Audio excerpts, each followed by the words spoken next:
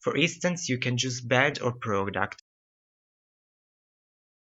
Choose the category, in this case clothing,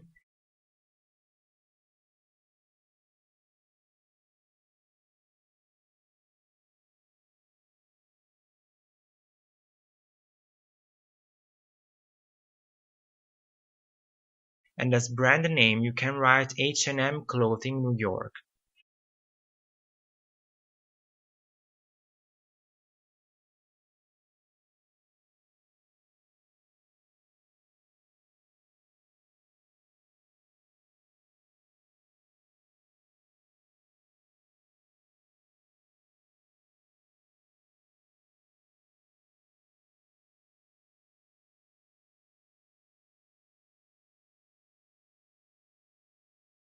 But for our example, you choose as category electronics.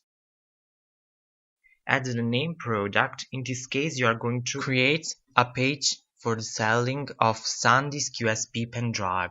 So you write it down and then you click on Get Started.